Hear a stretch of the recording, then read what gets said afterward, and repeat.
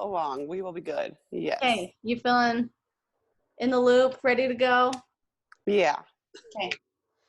Can do this. Kendall Coomans, good morning. It is still morning, yes. Yes. Good morning to you. On this Monday COVID craziness day. And I mean, more than that's going on right now, but I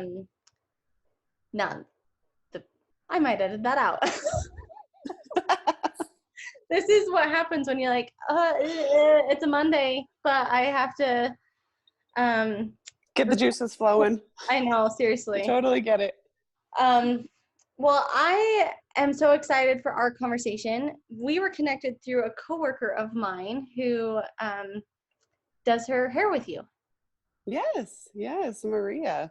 Yeah, and she glowing remarks, but talked about how long you'd been in business and the things you've done with your salon. And one of the big things that stuck out to me that was like, oh my gosh, people today working to build a business, currently building a business, trying to go through and evolve with this current climate, could really hear how Kendall has built relationships within her business. So first, I'd love for you to kind of give an overview of when you started your salon, how that went. Were you planning on doing it this long? Maybe just a quick history.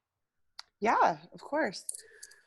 So as long as I can remember, I have always wanted to be in the hair industry, probably since I was little.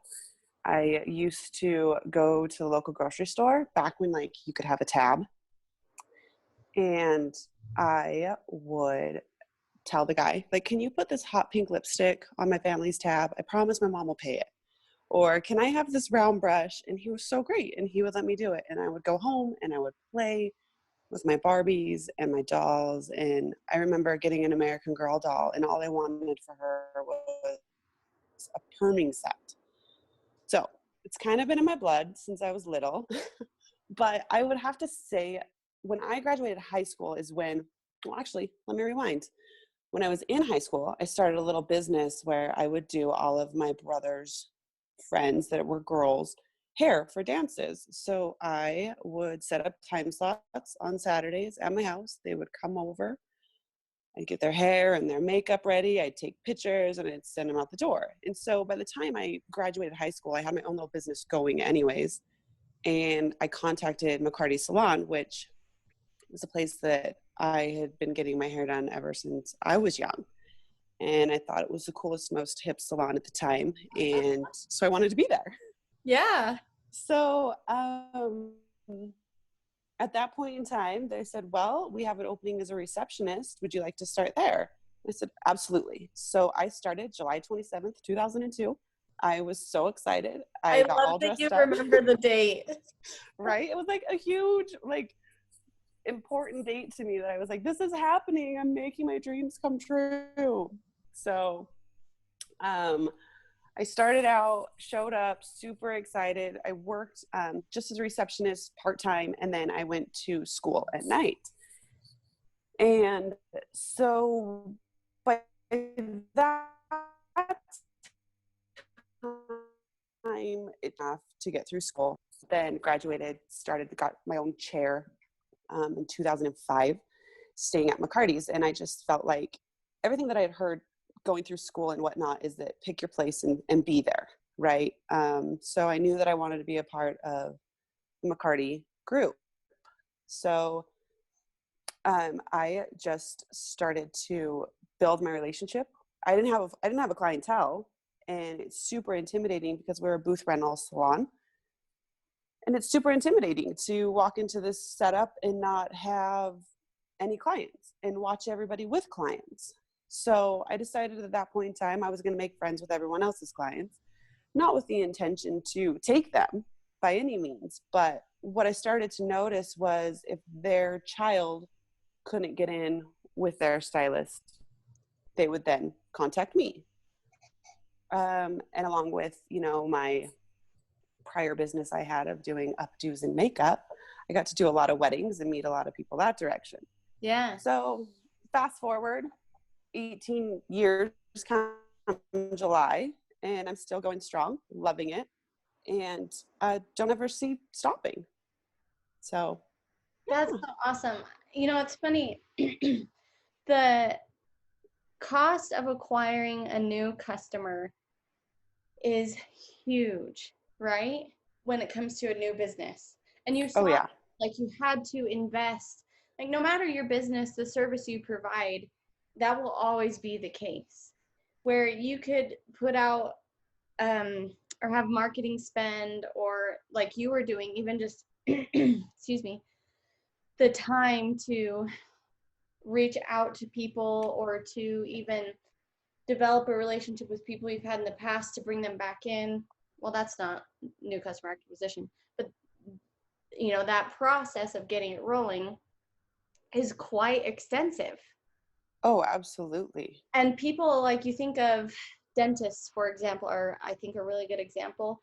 They'll buy an existing practice because they already have a book of clients, Right. and how valuable that is.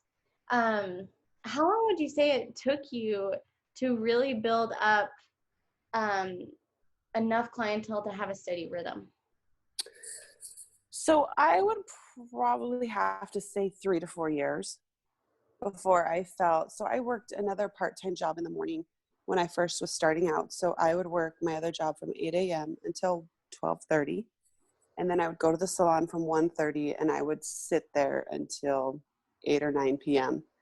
And I would just visit with people. And, and I built relationships because there was one stylist who ended up leaving our salon and moving out of state. And I was lucky enough that he referred a number of his clients to me, but it was still, my responsibility to foster that relationship and to keep their trust in me, that I, being fresh out of school, or at least a year or two out of school, had the same skill set as someone who's been doing it for 20 years. Yeah. So that was, intimidating at times, but also I just kept feeling like if I just become their friend, we'll make it. So I would say by 4 years, I was able to have 9 to 7, busy days and be able to support myself. I think that's some really good perspective too, that not always will you just hit the ground running, and to kind of keep your expectations in check, that it is okay and is not a reflection of you or your ability or your likability, but it's just something you have to do. You've got to put in the time. Well, absolutely. Absolutely. I think a lot of people who jump into the industry don't realize that. They don't want to sit and wait. They kind of have the idea of, well, let me know if someone calls. Well, that's great. But at the same time, like, people don't know who you are. The Yeah. salon doesn't get to know you. They don't get to build that trust with you. So it Well, is. It takes. and you're not given the opportunity to hone your skill. Right. Oh, I read this story the other day about this experiment that was done within a photography class, and they split the class in two and said, okay, group A, we're going to grade you on quantity. So just take, the more photos you take, the higher grade you're going to get. Group 2, or group B, I realized I said group A. Group B, we're going to grade you on quality. And what happened was group B ended up studying, like, what makes a good photo, and they read a lot and looked up a lot and critiqued a lot, but they didn't take a lot of photos. And by the end of the class, guess who had the better photos? Oh, for sure. A. Group A. Yeah, 100%, right? Yeah. And if you think too, you're going to start a business, especially a service-oriented business where that requires you perfecting and honing your skills, and think that it's also not going to take the heavy lifting of getting people in and building a reputation, you're mistaken, right? Right. Absolutely. Because as the years have passed, you've demonstrated that skill, and you probably lived up to that recommendation of that person who had quit and moved out of state. Yeah, I've tried my hardest. I mean, I remember my very first client that I did in my salon, and like I over processed her hair so bad. And like it still haunts me almost 18 years later. I want to find her and say, I am so sorry. I can do a better job now. Come back, let me fix it. And I don't even know where she is because I clearly never saw her again. Yeah. But it is like the more you do it, you know, and the more comfortable you get and the faster you get. And that's exactly it. Like keep trying. Well, and I think a big part for your specific service too is not just the better you get or the faster you get, but the better you get at interpreting their requests, which I think is Oh, a huge part of a service-oriented business, right? it's huge. You're mind reading half of the time.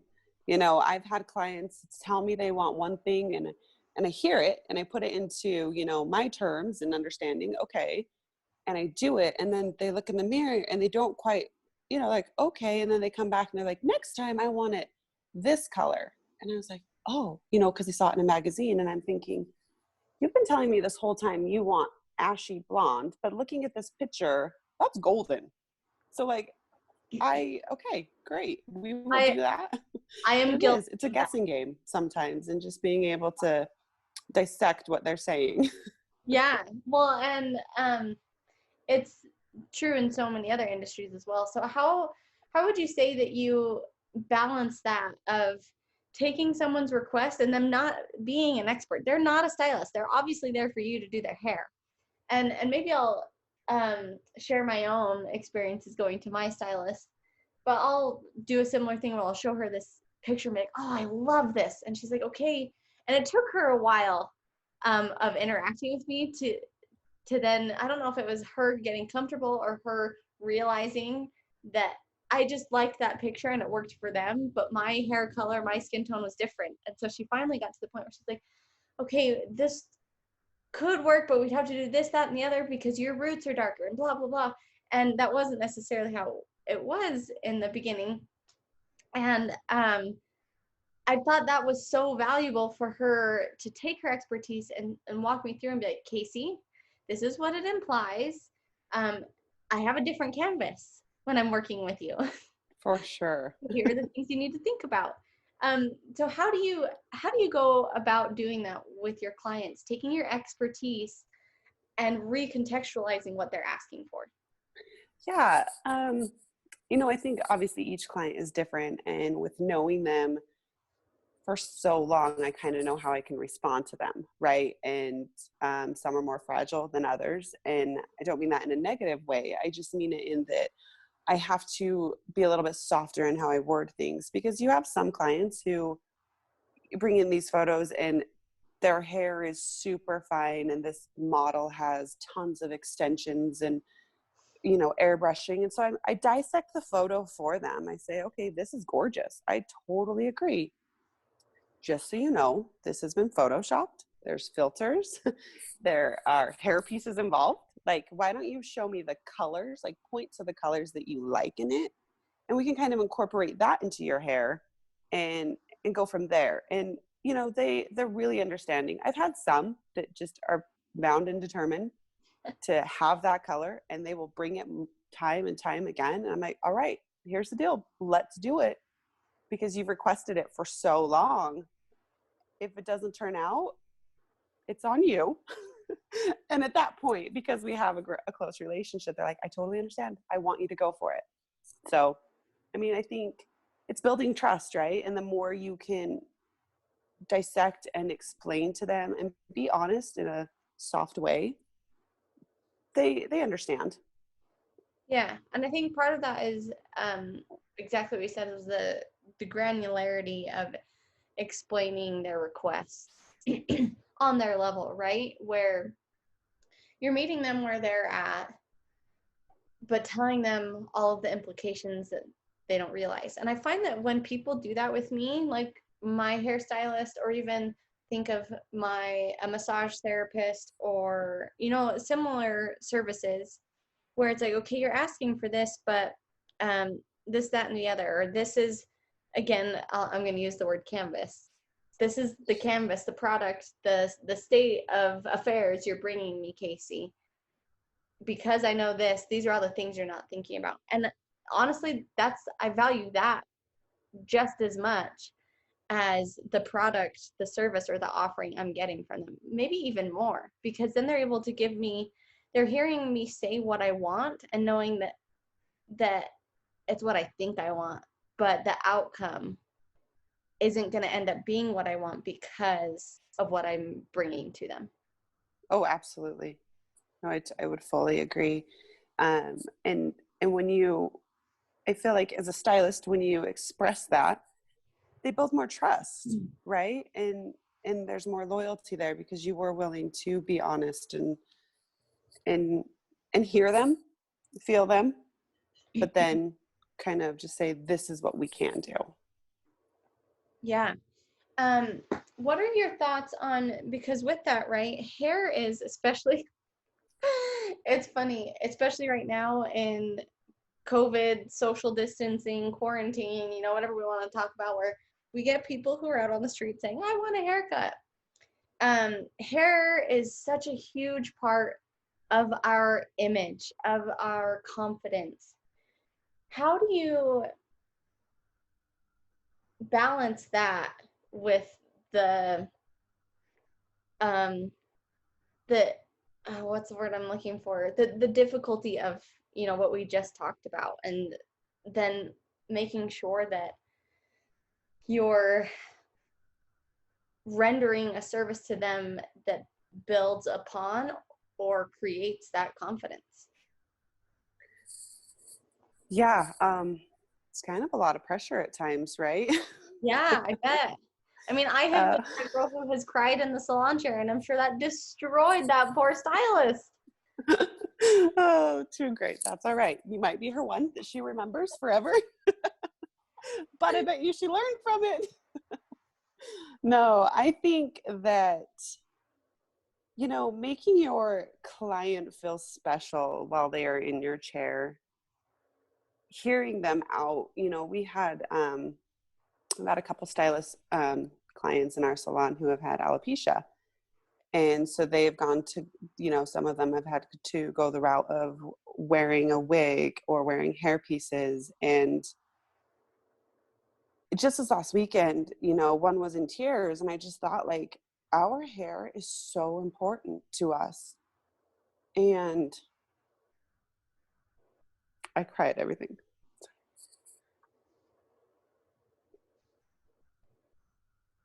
And how lucky are we as stylists that we get to make them feel beautiful?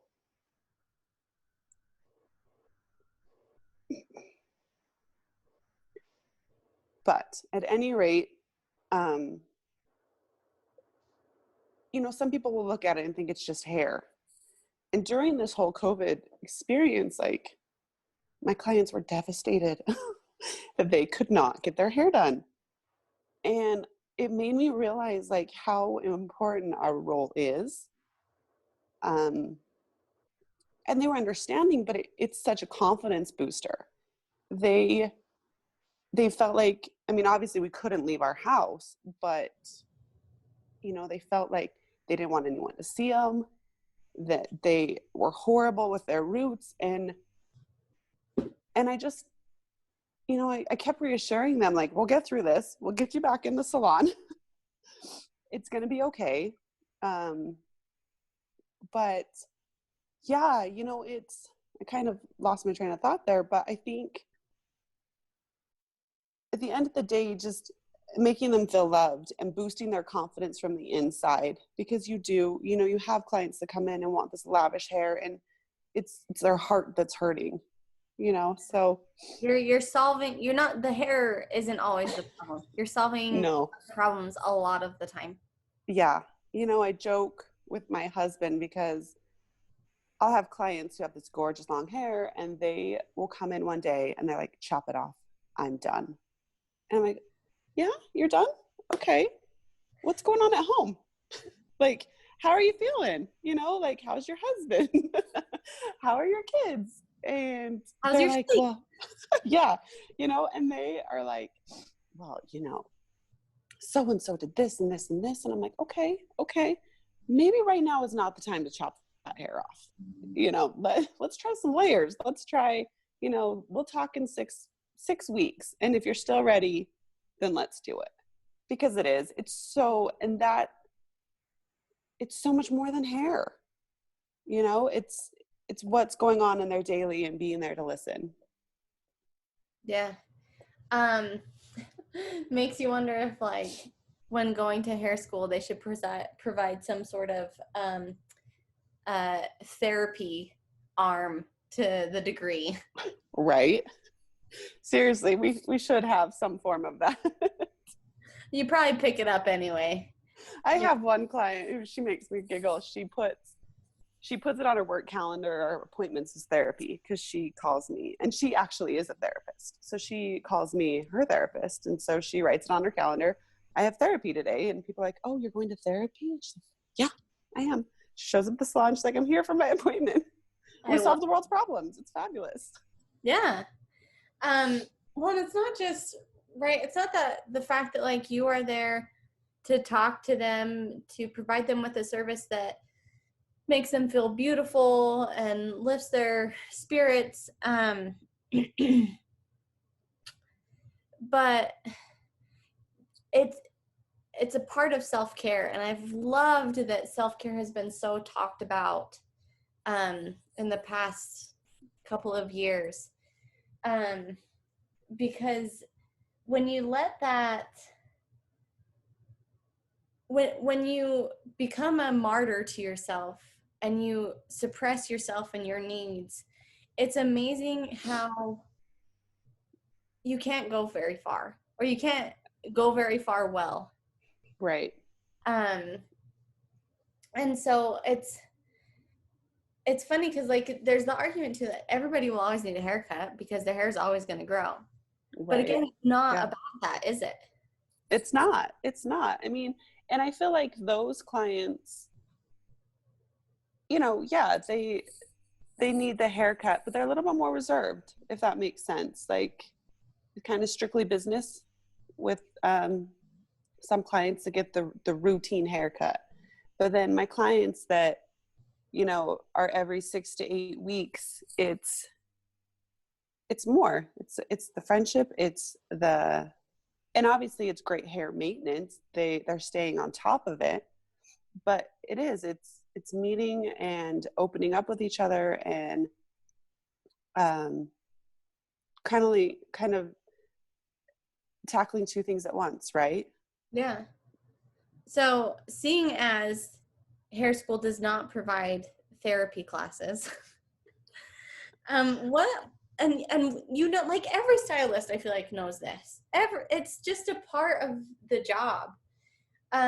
What are the sorts of things that you do to not only perfect your product offering, hair, but the experience? First, probably more so for the experience with my clients. It's kind of funny. They always ask, how do you remember so much about my life when I'm only here every 6 to 8 weeks? And I do. I remember a ton. And I always tell them, well, I can remember every detail of your life, but I cannot remember to take a vitamin every day. That doesn't happen. But I can tell you what your kids are doing. And I think that I told myself in the beginning, when your client chooses to open and tell you something, remember at least one thing they tell you and bring it back to the next appointment, because they feel special, right? So I would say perfecting the relatability and being vulnerable with them, that has kept them coming back. I mean, also I have stayed, educated on my art, with going to, a lot of hair shows, traveling to Italy for education, going to, local education. So, I mean, I've stayed up on my skills as well. So I'm offering an incredible service too, but to link that with the friendship, I feel makes the appointment more important to them. Yeah, I think you hit the nail on the head with that. Just giving yourself the requirement to just remember one thing, and bringing it back up, because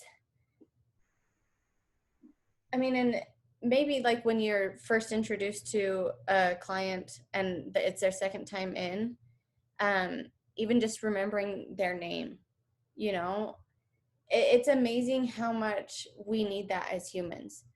When our name is remembered, when something we shared about a conversation is remembered, it goes so far. It does. It really does. You feel so important. You feel of value, right? That someone cared enough to remember something about you. You aren't just a client. Yep. And that's where you take it from a service to an experience, for sure, right? Absolutely. Yeah. Yep. Do you do anything to help you remember those things? Do you write them down? Do you have a system, or do you just have a killer brain? I just have a crazy memory, and I'm very passionate about when I am in the salon. I'm very focused. So my personal life during the salon days is probably a little bit more of a jumble. I may not remember personal things going on. It's kind of like I'm wearing the salon hat those days, and then I get home and on my days off, then I'm mom those days, and you try to stay on top of it all. But I would say, like, I just think, yeah, I just have a crazy memory when it comes to my clients. Yeah. Roughly how big of a clientele would you say you have? I have over 100 clients. Okay. Yeah. There is science that says once we get beyond 150, we can't remember anymore. So you're right at the sweet spot. Wild. Well, we're not taking any more. Well, with that though, let's talk about like what happened with the shutdown with COVID. I'd love to hear how long you did have to shut your doors, how you feel like all of this relationship building over the past years ensured a good reopening, what anxieties you had. Were you afraid that people wouldn't come back? Or walk us through all of that. Sure. So I remember I was working on March 29th. It was a Saturday. I had a full day, and all of my clients, it was funny, they were all kind of nervous that a shutdown was coming, right? So they were very anxious to get in. And so I just remember leaving the salon that day thinking, I wonder when I'll be back, right? Because you could feel it was brewing. So, come that, I think it was Sunday night or Monday, they closed the salon, and I just remember, or shut down everything, I should say. Yeah. I just remember thinking, oh crap, okay, how am I going to weather this storm and keep all of my clients calm? And I was so lucky. My clients were so understanding. I had one client that was a little irritated. But other than that, everybody was so sweet. I had to cancel 99 appointments. Oh my And, I just kept looking at my schedule thinking, how am I going to do this? How am I going to get them back in the salon? What is my order of operation going to be so that clients don't feel like I'm putting other clients before them or feel less important, right, when the doors get open? And, and on top of that, thinking, what are we going to do with no income we were closed for about 5 weeks. What are we going to do with no income? How are we, and so I got creative. I messaged my clients that I had scheduled for those days. And I said, here are our options. We can weather the storm together. I can mix up a root touch-up kit for you. And I created a video, which I am not one of those people who can be on camera and teach. It's a very awkward video, but my clients were very You patient. did And it. How many yeah, people don't do it just because they don't want to see themselves on camera, or they think the barrier to entry is too high? You did it.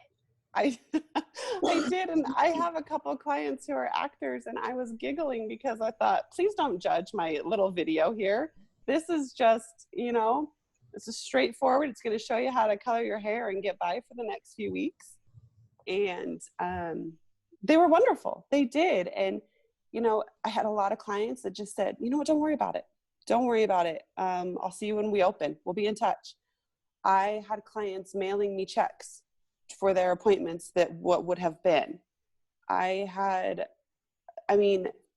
Clients who, when I did give them a color kit, paid me double. And I honestly think it's because we have a relationship. I'm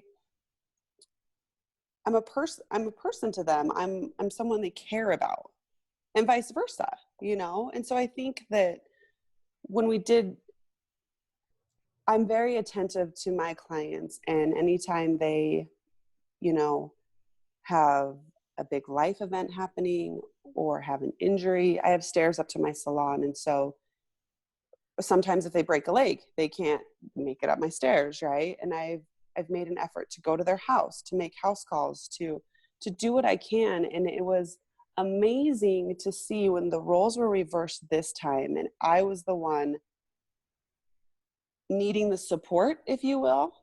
They were all there, and that was incredible. That's so cool. I feel like I interrupted you too. Oh, Did you do other things as well? You said you got really creative with like root touch-up kits and. yeah. I, talked to some clients through how to trim their own bangs. I I had one client, she's like, my daughter watched a TikTok video and she wants me to cut her hair like that. I'm like, perhaps you should hold off on that one. I saw those. They were, oh my gosh, it was so bad. Right? I'm like, let's not be that person. Okay, we're gonna make it through. So yeah, I talked some people off the ledge. But yeah, so it was and there was one client who she's very insecure about her grays. And so I masked up, gloved up, I went to her driveway, threw her color on her, and threw everything away and went on my way, because she needed that and she had to keep working, in the healthcare world. So I just thought, if that's something we can do, and I do feel like I was extra careful, and I was, but I just did what I felt that my clients needed. And hopefully everybody can be understanding towards that if they want to judge me for going on and helping out a client in need. But that's what I do. Yeah. I think a big part of owning a business, and the nice thing too is like only having 100 clients, you can be extremely flexible. But no matter how many clients, customers, whatever you end up having, that flexibility, that ability to not be so entrenched in this is the way we do it. We're going to stick with this. So because I can't do it this way, I'm not going to do it. Can really end up being a disservice to yourself. Because you think too, like you getting creative those ways not only helped you maintain a level of income, maybe not the same, but a portion of it that got you through, but it also went miles for those people. Miles, like way further than just a normal appointment. Right. No, I would agree. And I think that just brings you closer, right? That like we went through this together, and it's just another experience that just tightens that bond. Yeah. And when you think too, like, no matter what industry in, there are lots of hairstylists out there. There are lots of nail salons. There are lots of massage therapists. There are lots of, we could go down the list. But a lot of times people will always go to the same one because we are in such an experience driven economy now, because consumers find it their right to not just have a good product, but a good end-to-end experience. And finding ways to provide that with that creativity. I love that you said that. That's so cool. Is one of the best things you could do for your business. Yeah, it is. I feel so lucky. I mean, you put in all the hard work and time, and now it just flows, if that makes sense. Yeah.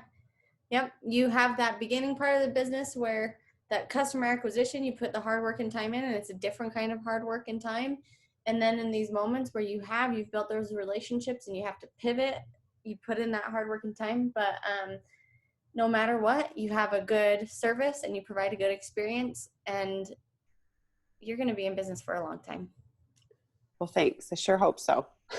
I'll do whatever I can to keep them. Yeah.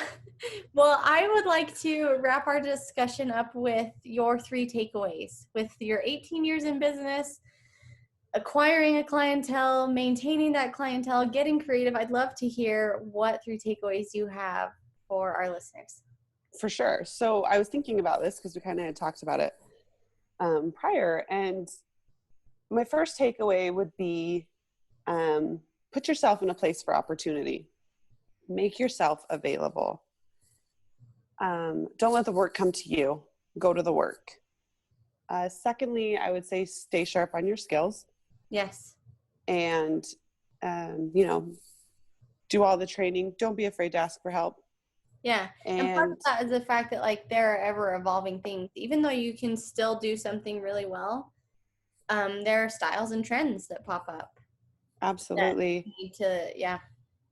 And I will say, like, in my salon, I've been so lucky. I work with 2 gentlemen that have been doing hair for over 30 years. And and other stylists as well there, but like, we are not afraid to talk about what we would do. Hey, what do you think? This is what my clients wanted to achieve. What would you do? And, sometimes in the industry, people get so guarded. I don't know, like they just don't want to open up and help each other. And you're just holding yourself back, because I have grown so much being able to converse with my coworkers and problem solve and learn things, because these guys, they learned stuff 30 years ago. Like, times have changed, and even times have changed 18 years ago when I went to school. So that's what I would say. Don't be afraid to ask for help. And at the end of the day, this is part of kind of still staying sharp on skills. It's all about the relationship. Work on that relationship. Be vulnerable. Show that you're human. Be relatable. Anytime my client opens up about something that is hard for them, I listen, obviously, and I take it in, and then I share a story that's similar so that they know that they're not alone in it. And number 3, I would say start somewhere. Jump in anywhere and be willing to work hard and climb that ladder. And, just take the leap and it will all work. Yep. Do your brother's friend's hair on Saturdays while you're a teenager. Yep. I love that. Start your own business at 15. Yeah. Well, Kendall, thank you so much. I feel like relationship building is just so huge right now. Not just because of what we talked about with us being in an experience economy, but we talk so much about our need, our desire, our hunger for human connection. And these services are an area where we can have that. And it's so important and so unifying as a community even. So thank you, Kendall. Absolutely. You are so welcome. Thank you for having the conversation.